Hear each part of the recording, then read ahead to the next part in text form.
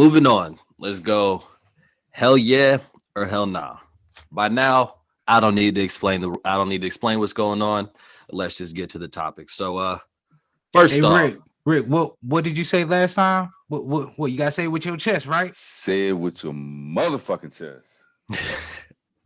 stamp that. So, number one, we all saw Nick Stutter Stanley Sirianni on the new Eagles coach on the presser. Was his presser somehow worse than Dan Campbell's? Man, hell yeah, no. hell no. Hell no. It don't get no worse than biting kneecaps. Well, it could get worse, but stuttering does not.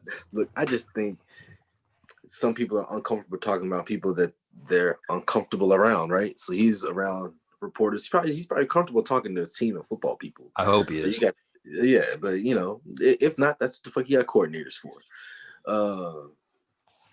His job is to manage everything. I'm cool with that. He ain't talking about doing something that can't be done. So yeah, no, ain't no way. Hell no. So I'm gonna go ahead and say hell yeah, because you in Philly. You can't be doing that shit in Philly. Come up like stuttering Stan in Philly. That shit ain't gonna work. On top of the fact, the Eagles are in a bad situation as it is. I mean, my man Dan Campbell came up like he was coked out, but Nick Sirriani, he looked doped up. So yeah, I'm gonna say hell yeah. I'm gonna say hell yeah, because at least with Dan Campbell, he was confident, like he's ready to bite somebody's kneecap. If that's what you want to do, like he was confident in it. Like we are going to bite your kneecap. Coach just had some fucking bad salts and shit.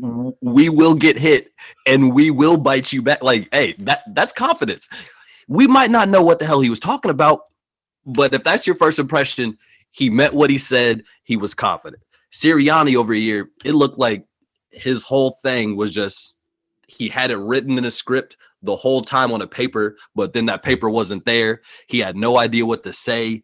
He was studied. It just wasn't a good first impression. It wasn't a good first impression. Dan Campbell's, he at least had a lot of intangibles that were showed in his first impression. This dude just looked like they hired this guy. Mel. I'm agree with y'all. Hell yeah. Like, dude, how can you be my head coach and you nervous?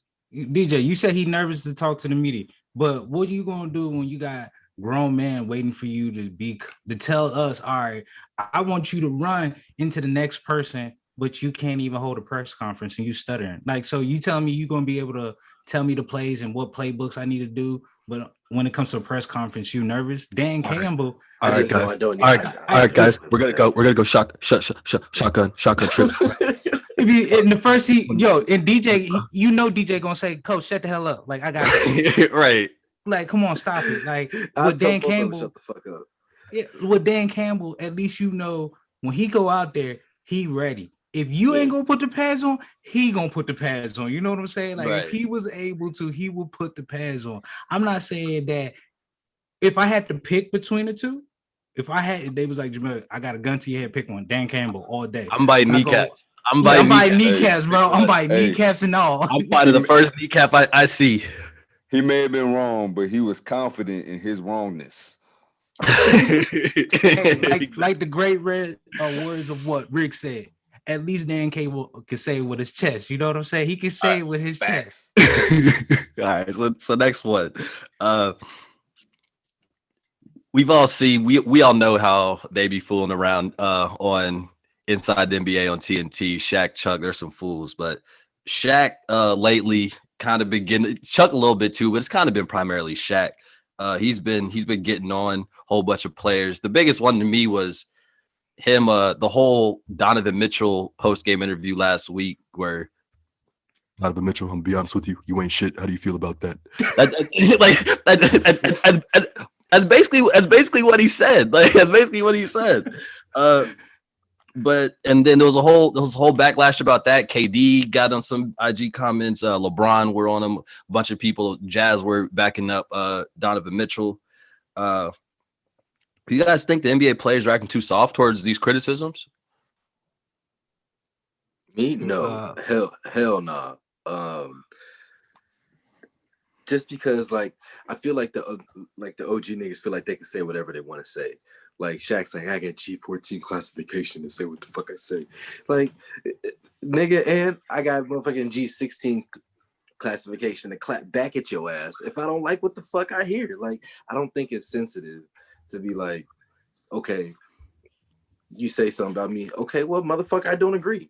Like, I feel like the old niggas is just like, if you don't agree with them just because they done it, then you're soft. You're weak just because I clap back at you. But I don't know. I side with the new ball players right now. I say hell nah for the same reason. Like Shaq expects everybody to be Shaq. Nobody, like, there's no other Shaqs. You know what I'm saying? So like he'll get on every big man because they can't do what he done. Like everybody is like you're different. And then yeah, and like no, I don't think people are soft. Like I think some of them sometimes Shaq and some other media. I think some of these dudes are just haters like a lot of times. And we all like whether it's basketball, whether it's music, like it's always this back when it's that whole back when I walked to school or back when I was in school, I had to walk 3,000 miles to the bus. It's that mentality. It's that everything we did in the past was better than what you did. So there's never proper credit to me, in my opinion. I'm gonna go with hell nah. Like I agree with what everybody says so far is they are saying some hating ass shit. Like let's call it what it is. Like how can you keep saying, oh, they don't do it right, but at the same time you ain't giving real critique of the players. Right. There's none. It's just you can't. You just say, oh, they can't do this. Okay, what could they do better to make their game better? And then when you do interviews with certain players, like you don't even know you don't know their name. You don't even know their name, shit like that. Like, so you're not doing the research and you're not really paying attention to the game. You're only paying attention to players that have big names. So now you're a casual. You're not an analyst. You're a casual analyst at that point. That's how I called him one. Right. Because he wasn't lying. Rick, what you got? Yeah, I'll just say hell nah. I mean, yeah, I get clapping back and everything, especially in this situation.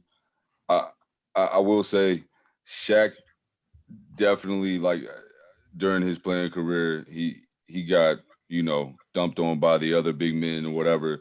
They didn't make it easy on him when he came in. So I get kind of how he is with other players, especially other big men. He holds them to a higher standard. But yeah, I'm gonna say hell nah. Before we go to the next question, Shaq too big to hate as much as he is. Like what?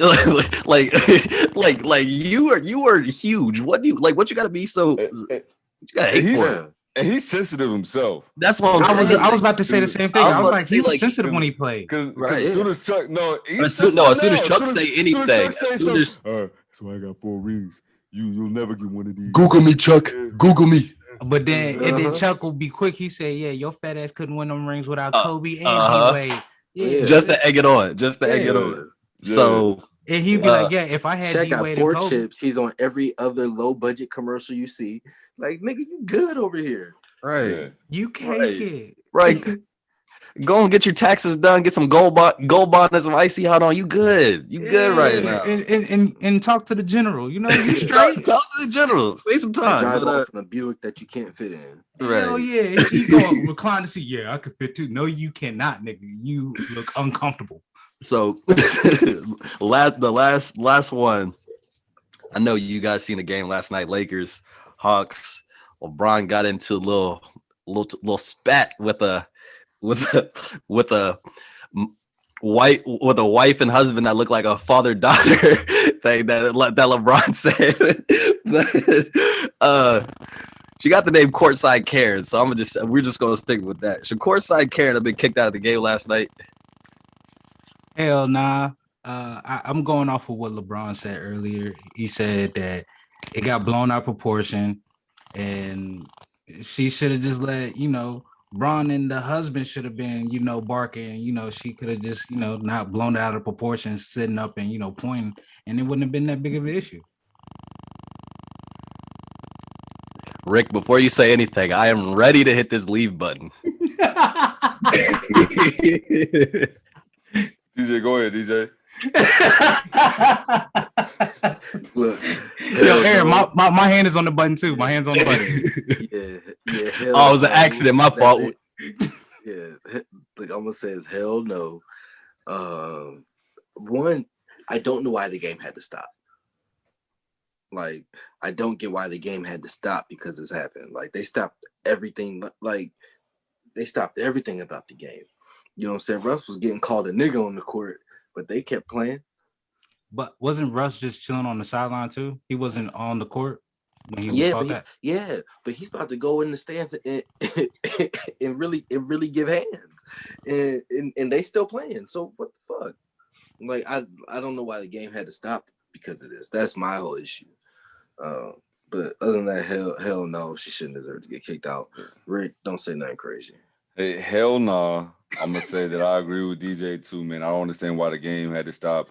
Like some of the best moments in NBA history are like, you know, Spike Lee chirping at one of the superstars or Jack Nicklaus for the Lakers. Like that's Drake. Like those are some of the best moments in the NBA is when you got fans chirping. She shouldn't have been thrown out. She shouldn't have been talking. That's all I will say. Hell no. I say hell nah, but DJ, to your point, I think the game stopped just because there's like it was probably obvious enough just because there's 7 people in the stands. Yeah, exactly. It was her husband, probably 5 more people at the game, so things were just louder. But yo, shout out to Rick for being a bigger person. Thank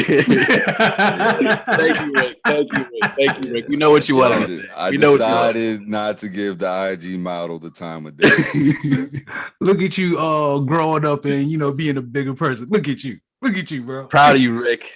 Hey, It's hard. Hey, Lee, it's very hard. The topic is why we can before we give him a chance.